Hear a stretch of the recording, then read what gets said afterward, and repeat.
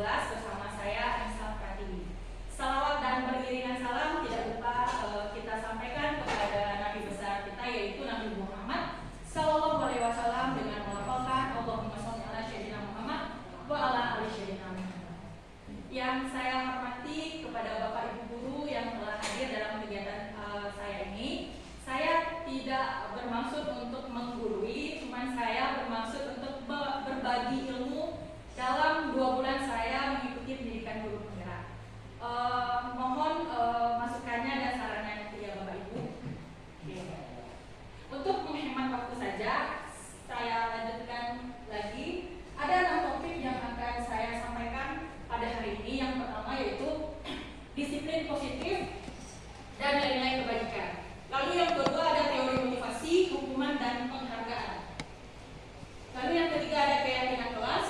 Yang keempat ada kebutuhan dasar manusia dan dunia berkualitas. Lalu yang kelima ada restitusi, 5 posisi kontrol. Dan yang keenam ada restitusi segitiga restitusi. Selanjutnya topik disiplin positif, yaitu untuk pertanyaan pemantiknya. Nah, Bapak Ibu guru di sini melakukan kegiatan cobalah buka. Di samping Bapak Ibu guru mungkin ada yang menggenggam tangannya atau mengepalkan tangannya, seolah di genggaman tangan Bapak Ibu guru ini ada sesuatu yang berharga. Nah, teman yang di sebelah nanti akan memberikan situasi yang membuat Bapak Ibu untuk membuka kepalanya. Mungkin menggelitik Bapak Ibu atau mungkin menghardik, mengintimidasi dan sebagainya macamnya agar yang di kepala Bapak Ibu guru ini terbuka. Nah, tetapi itu tergantung Bapak Ibu gurunya apakah mau membuka atau tidak. Mengapa? Nah, untuk kepala yang akan dibuka nanti, siapa yang sesungguhnya memegang kendali atas kontrol yang akan membuka dan menutup kepala tersebut? Menurut Bapak Ibu siapa?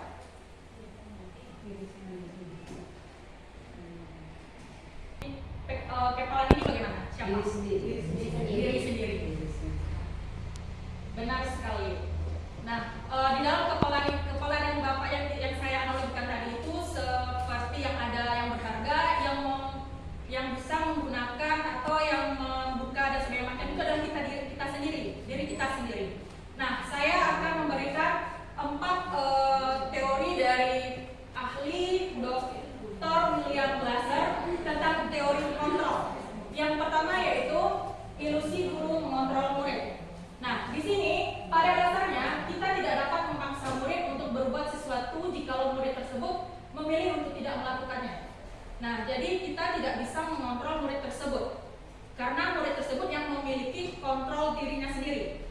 Selanjutnya, teori ilusi bahwa semua penguatan positif, efektif, dan bermanfaat. Penguatan positif atau bujukan adalah bentuk-bentuk kontrol. Nah, jadi Bapak Ibu bisa memberikan sesuatu kepada murid tersebut untuk bisa setidaknya tidak terlalu membackup dirinya. Mungkin dengan motivasi yang halus dan sebagainya macamnya agar mereka berubah pikiran. Selanjutnya ada ilusi bahwa kritik dan membuat orang merasa bersalah dapat menguatkan karakter. Nah, di sini kalau kita melakukan atau menggunakan rasa bersalah itu termasuk identitas yang gagal. Karena apa? Karena murid tersebut atau siswa kita itu akan merasa bersalah dan tidak pede karena merasa bersalahnya tersebut.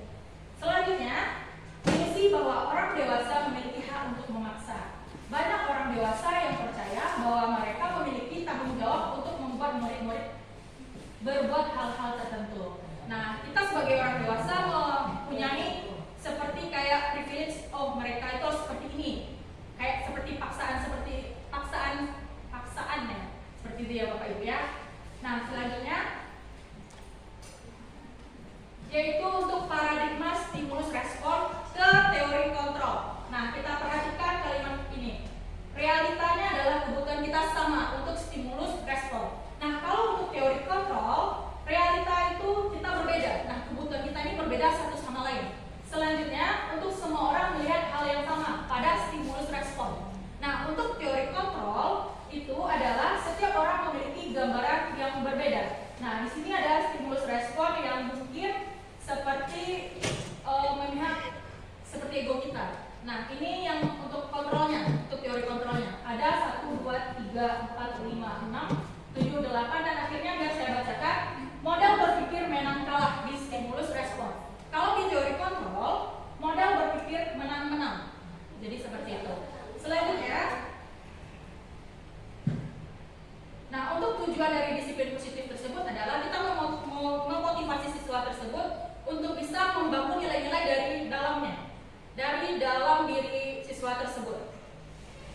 Nah, menanamkan motivasi pada siswa untuk menjadi orang yang mereka inginkan dan menghargai diri sendiri dengan nilai-nilai yang mereka percaya.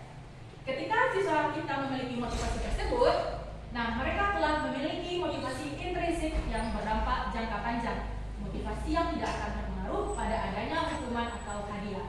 Nah, motivasi intrinsik, apakah Bapak Ibu pernah mendengar motivasi intrinsik? Pernah. Nah, dari dalam diri ya Bapak Ibu ya. Selanjutnya, nah di sini kita biasanya untuk makna kata disiplin tersebut ialah disiplin bergandengan dengan hukuman, dan ternyata itu tidak ya Bapak Ibu. Nah, di sini ya kebanyakan orang akan menghubungkan kata disiplin itu dengan tata tertib, teratur, dan kepatuhan pada peraturan. Nah, di disiplin juga sering dihubungkan dengan hukuman. Padahal kan respon kepada murid yang telah melakukan pelanggaran, apakah hukuman langsung atau bagaimana? Yang ada hukuman, kadang ada nasihat, kadang ada saran. Oke. Nah, ternyata hukuman, konsekuensi, dan restitusi itu nanti akan ada penjabarannya ya Bapak Ibu ya. Karena kita akan dituntut menjadi malaikat di malaikat. Oke, selanjutnya. Nah, kata Bapak Pendidikan kita Ki Hajar Dewantara menyatakan bahwa di mana ada kemerdekaan, disitulah harus ada disiplin yang kuat. Sungguh pun disiplin itu bersifat self-disiplin, yaitu kita sendiri yang mewajibkan kita dengan sekeras-kerasnya, tetapi itu sama saja. Sebab jikalau kita tidak cakap melakukan self-disiplin, wajiblah penguasa lain mendisiplin diri kita. Dan peraturan demikian itulah yang harus ada dalam suasana yang merdeka. Lanjut lagi, kita masuk ke nilai-nilai kebajikan universal. Nah, di situ ada rujukannya bagaimana kita membuat disiplin positif itu berdasarkan nilai-nilai kebajikan ini. Nah, ada enam pendapat dari nilai-nilai kebajikan itu. Saya memilih satu karena menurut saya ini sudah include semuanya dari 5 instansi yang memiliki nilai-nilai kebajikannya. Yang pertama yaitu peduli, keterusterangan, kebersihan, dan yang nampak di depan layar, berprinsip, bersahaja, dan keterangan. Oke, selanjutnya yaitu ada teori motivasi, hukuman, dan penghargaan. Nah, di sini ada 3 motivasi perilaku manusia menurut Gosser. Nah, yang pertama untuk menghindari ketidaknyamanan atau hukuman. Nah, di sini kalau kita misalnya mendapatkan motivasi untuk menghindari hukuman, itu berarti kita seperti tidak mau mendapatkan hukuman, tetapi kita termotivasi untuk melakukannya agar lebih cepat, lebih baik seperti itu. Tetapi kita seperti tertekan. Nah, selanjutnya yang kedua, untuk mendapatkan imbalan atau penghargaan dari orang lain. Nah, motivasi itu juga ada, misalnya kita diberikan rewards untuk apa yang kita lakukan. Nah, di sini nomor 1 dan nomor 2 ini adalah motivasi eksternal. Selanjutnya untuk nomor 3 ya, untuk menjadi orang yang mereka inginkan dan menghargai diri sendiri dengan nilai-nilai yang mereka percaya. Nah, ini adalah motivasi internal dari nilai-nilai kebajikan yang mereka yakini. Selanjutnya, hukuman dan penghargaan. Nah, ini adalah pertanyaan pemancing. Iva kurang menguasai pelajaran matematika. Nah, Pak Roni, Bu Eva, dan selanjutnya ketika Iva ditunjuk oleh Bapak Seno di dalam layar ini ya. Jadi Iva tuh gelagatnya tuh seperti tidak menguasai dan Iva grogi lalu menjatuhkan tas karena kegrogiannya. Setelah itu Pak Seno langsung melakukan hal yang membuat Iva tergagap dan menyuruh Iva itu ke depan. Lalu Iva disuruh menunjuk hidungnya karena tidak bisa menjawab pertanyaan Pak Seno. Nah, kelas semakin gaduh dan anak-anak pula pun tertawa semuanya. Iva yang memegang hidungnya tersebut. Nah, menurut Bapak Ibu guru, kalau misalnya Bapak dihadapkan posisinya Pak Seno, apa yang akan Bapak lakukan? Bapak Ibu guru lakukan? Apakah Bapak Ibu guru setuju dengan tindakan Pak Seno terhadap Iva? Lalu, apakah tindakan Pak Seno terhadap Iva itu sebuah hukuman atau konsekuensi? Mengapa? Bagaimana menurut Bapak Ibu? Apakah itu hukuman atau konsekuensi? Hukuman dari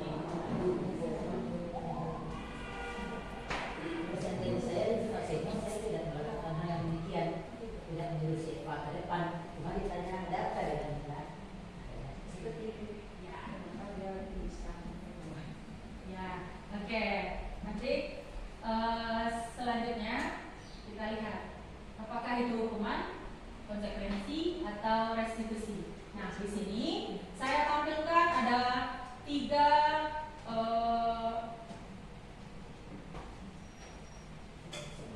hukuman, konsekuensi, dan restitusi dan dampaknya. Nah, kalau untuk hukuman ini, menurut Bapak Ibu, sesuatu yang menyakitkan harus terjadi. Nah, tidak nyaman untuk murid anak atau anak untuk jangka waktu panjang. Korban mendapatkan keadilan dan murid atau anak akan tersakiti. Ini adalah hukuman. Karena hukuman ini sifatnya adalah mendadak, langsung, spontan, itu hukuman. Nah, kalau konsekuensi, menurut Bapak Ibu apa? Telah disepakati ya Bapak Ibu ya. Kalau konsekuensi tersebut, berarti anak tahu apa yang kalau mereka melanggar konsekuensinya apa, gitu ya Bapak Ibu ya.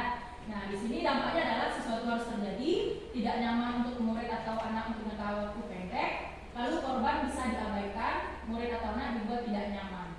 Nah, untuk restitusinya, sebelumnya restitusi Bapak Ibu guru tahu apa artinya? Tahu.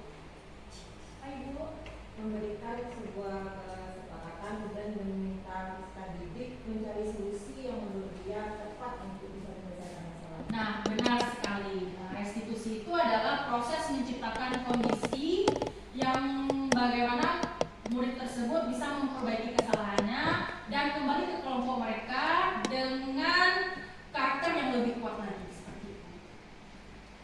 Lanjut. Nah, untuk yang negatifnya hukumannya ini ya Bapak Ibu ya, dengan bahasa kita, awas kalau dilakukan lagi ya, nanti awas kamu. Nah, itu kalimat yang dihukuman. Lanjut lagi, kalau misalnya di konsekuensi, lakukan apa yang saya katakan. Kalau tidak, ya apa yang perlu kita ya. Oke, lanjut untuk restitusinya. Apakah hal ini yang sesungguhnya ingin kamu lakukan? Nah, seperti itu. Nah, ini adalah mode paksaan di hukuman, mendorong menyalahkan diri. Nah, untuk stimulus responnya di konsekuensinya, mendorong kepatuhan. Lalu untuk teori kontrolnya adalah mendorong disiplin positif. Nah, seperti itu. Lanjut. Dihukum oleh penghargaan. Nah, di sini ada konotasi di penghargaan itu layaknya bisa hukuman bagi kita. Nah, ini contohnya ya Bapak Ibu ya. Nah, ini menurut pendapat para ahli Alfikon, saat kita berulang kali menjanjikan hadiah kepada anak-anak agar berperilaku bertanggung jawab, atau kepada seorang murid agar mempelajari sesuatu yang baru, atau kepada seorang karyawan agar melakukan pekerjaan yang berkualitas, kita sedang berasumsi mereka tidak dapat melakukannya atau mereka tidak akan memilih untuk melakukannya. Maksudnya apa? Selanjutnya. Nah, menurut Alfikon, mereka Alfi tersebut mengungkapkan penghargaan maupun hukuman adalah cara-cara mengontrol perilaku seseorang yang menghancurkan potensi untuk pembelajaran yang sesungguhnya. Nah, secara ideal tindakan belajar itu sendiri adalah penghargaan sesungguhnya. Selanjutnya, nah ini adalah pengaruh jangka pendek dan jangka panjang untuk penghargaan hukuman yang bisa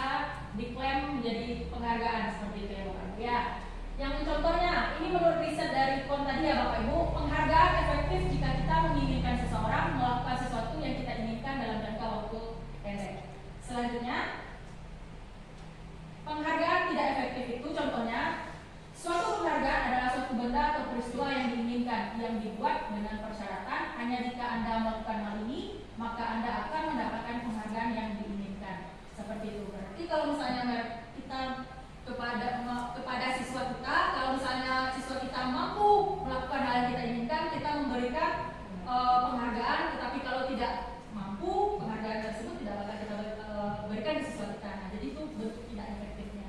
Jadi si anak ini tidak termotivasi kalau mereka tidak diberikan reward. Seperti itu, Bapak Ibu. Selanjutnya,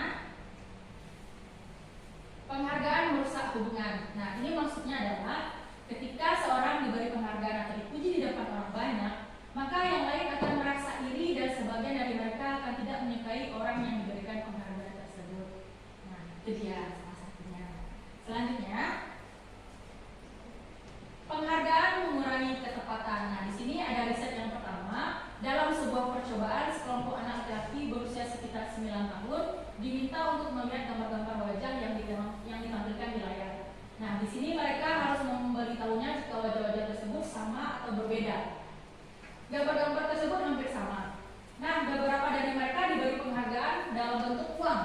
Jadi si anak ini fokus ke penghargaan. Jadi mereka kalau misalnya tidak diberikan penghargaan, ya hasilnya adalah anak laki yang dibayar membuat lebih banyak kesalahan. Seperti itu Bapak Ibu Guru. Selanjutnya, penghargaan menurunkan kualitas. Nah, di sini dicontohkan ada mahasiswa yang sering mendapatkan reward terhadap tulisan-tulisannya. Nah, ketika mahasiswa tersebut mampu dan tahu apa penghargaannya, jadi mereka menurunkan kualitas tulisannya. Seperti itu. Makanya disebut penghargaan menurunkan kualitas. Lanjut. Nah, murid-murid diminta berpikir, mohon maaf Bapak Ibu, katakan.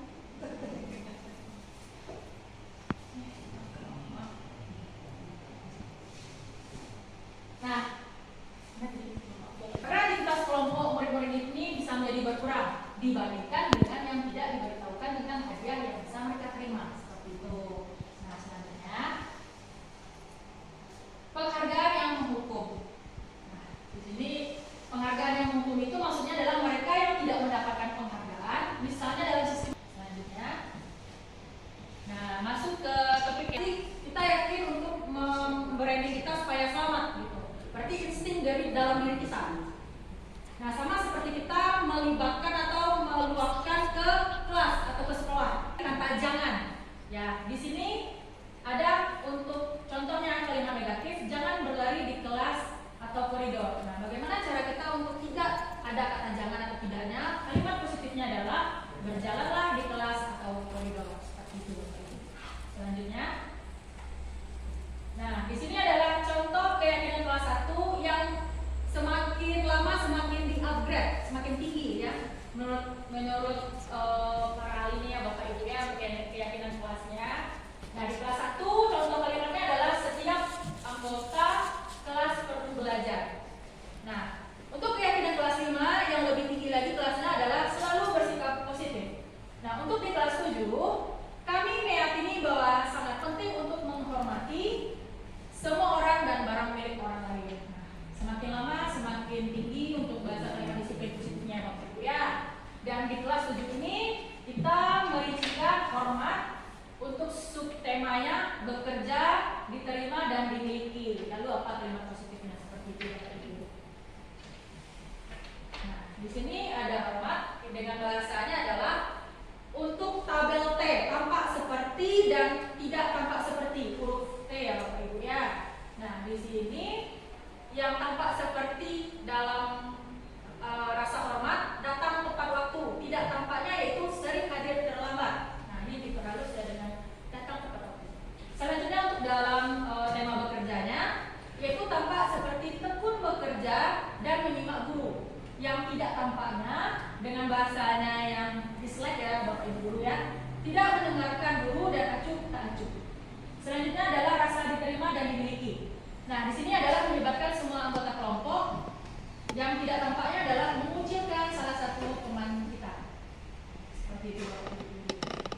Nah, kalau yang terdengar itu satu orang berbicara, yuk saya bantu, seperti itu. Nah, lalu kalau yang terlihat kita merasakan empati terhadap perasaan orang lain.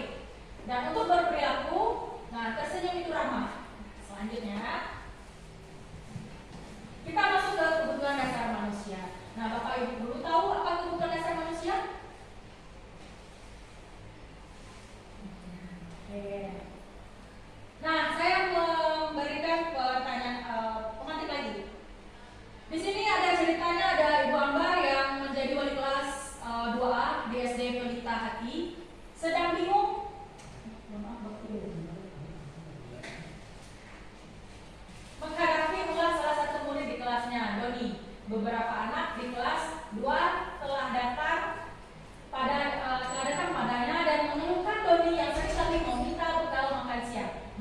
dengan paksa jika Anda menghadapi situasi seperti Ibu Ambar? Apa yang akan Bapak Ibu lakukan?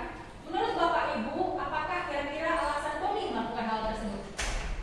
Menurut Bapak Ibu, apa alasan Doni melakukan hal tersebut?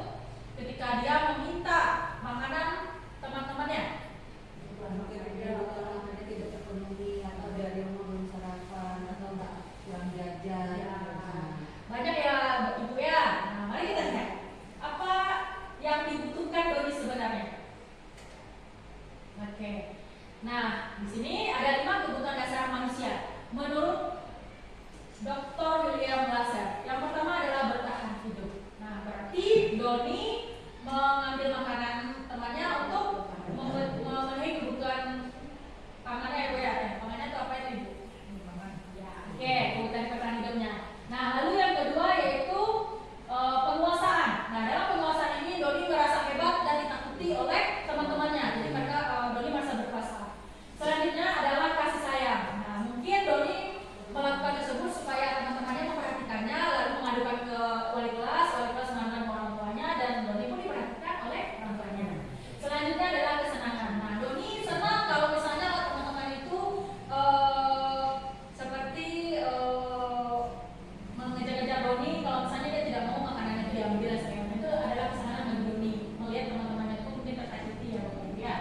Nah, selanjutnya adalah kebebasan. Di sini Doni mungkin merasakan makanan itu itu aja, jadi Doni mencoba makanan dari teman-temannya seperti itu. Oke, nah di sini adalah pengertian ya Bapak Ibu ya untuk kebutuhan bertahan hidup atau survival. Nah, kebutuhan ini bersifat fisiologis. Nah, selanjutnya ada kasih sayang dan rasa diterima, seperti yang kita sama-sama diskusi tadi Bapak Ibu. Selanjutnya adalah penguasaan yang disampaikan tadi ya Bapak Ibu ya, dan kebebasan. Oke, kesenangan yang dirasakan oleh Doni. Dan selanjutnya sebenarnya bukan anak murid aja yang membutuhkan kebutuhan itu ya Bapak Ibu ya, kita sebagai pendidik juga membutuhkan rasa kepuasan, kesenangan gitu ya Bapak Ibu ya. Nah, kita masuk ke 5 posisi kontrol, 2 bagian terakhir ya Bapak Ibu ya. Nah, selanjutnya kita melihat video naren. Silakan perhatikan Bapak Ibu.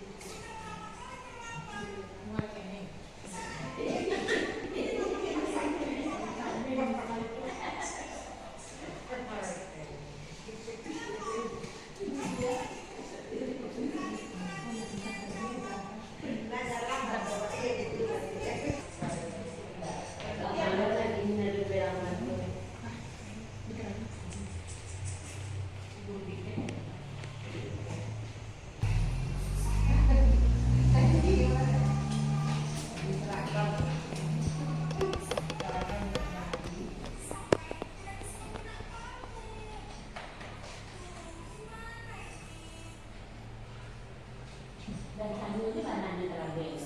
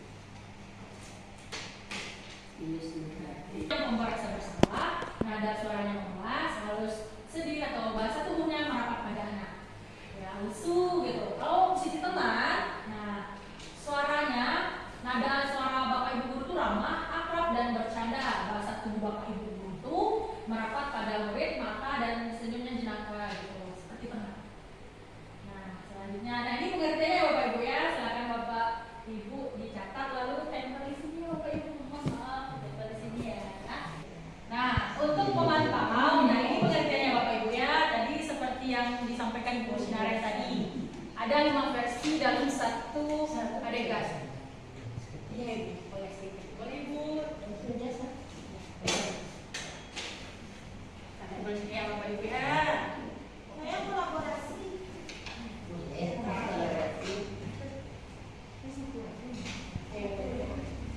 Boleh 1, boleh 2, boleh 3, boleh 5. Karena setiap permasalahan anak itu beda-beda. Nah, isi lah mas. Bapak ilmu. Oke.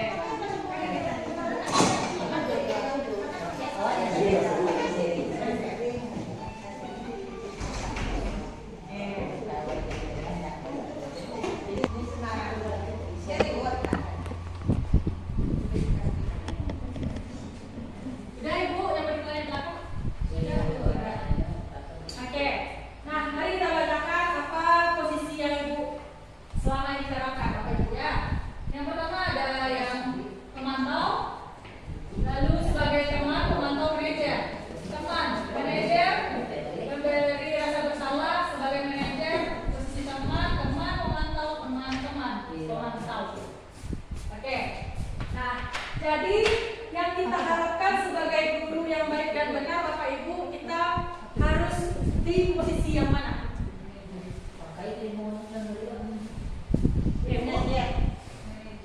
Ya tergantung situasi. Tergantung ya, Bapak ya. Karena dari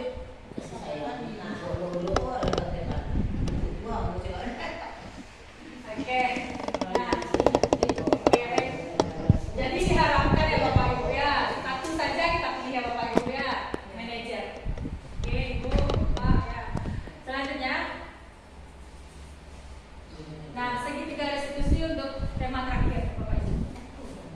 Nah untuk segitiga restitusi ini ada 3 ya Bapak Ibu. Yang pertama adalah menstabilkan identitas, lalu yang kedua adalah menanyakan keyakinan. Bukan, maaf Bapak Ibu, validasi tindakan yang salah. Yang ketiga baru menanyakan keyakinan. Nah apa aja kalimat-kalimat yang bisa kita pakai untuk menstabilkan identitas? Nah yang pertama yaitu berbuat salah itu tidak apa-apa. Nah ini bisa kita sampaikan kepada siswa kita. Tidak ada manusia yang sempurna untuk menstabilkan identitasnya. Selanjutnya saya juga pernah melakukan kesalahan seperti itu. Nah lanjut, validasi tindakan yang salah. Nah kita bisa memakai kalimat padahal kamu bisa melakukan yang lebih buruk dari ini ya. Nah, lalu kalau kamu pasti punya alasan kenapa melakukan hal itu untuk validasi tindakan yang salah. Lalu lanjut lagi untuk menanyakan keyakinan. Nah di sini adalah bagaimana konsekuensi atau yang telah dibuat selama ini. Kalau misalnya mereka melakukan atau melanggar peraturan, keyakinan kelas yang telah kita buat kalau siswa kita melanggar seperti itu ya Bapak Ibu ya. Nah untuk closingnya apakah ada pertanyaan Bapak Ibu?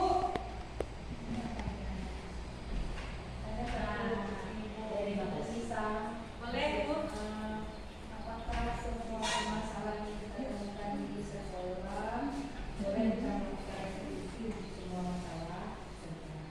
Oke. Nah, dengan pertanyaan untuk Ibu Susan, yang apakah kalau misalnya setiap masalah tersebut, bolehkah kita memakai restitusi seperti itu ya Ibu ya, Ibu Susan ya? Nah, kalau menurut saya itu tergantung dalam masalahnya bagaimana. Contoh, misalnya siswa kita terlambat. Jadi, kalau misalnya siswa kita terlambat, kita memakai segitiga restitusi. Yang pertama itu kita melakukan untuk penstabilan identitasnya. Lalu yang kedua yaitu kita memvalidasi tindakan yang salah, misalnya kenapa dia seperti itu terlambat dan sebagainya. Lalu terakhir yaitu kita menanyakan keyakinannya seperti itu. Tergantung konteks masalahnya ya Ibu Susana. Bapak Ibu ada lagi yang ingin bertanya? Ya, kita pertanyaan Bu. Tadi ketika kita diminta untuk memposisikan diri apakah sebagai teman atau sebagai pengawas atau pengontrol dan manajer, diarahkan oleh Bursa ke manajer. Nah, kenapa kita tidak bisa tampil sebagai temannya atau sebagai pengontrol atau mungkin tadi sebagai pengawas ya? Ya, Kenapa? Apa alasannya yang paling tepat itu? Baik, menurut saya Bapak ya, kenapa saya arahkan ke manajer? Karena dalam posisi manajer kita menanyakan bagaimana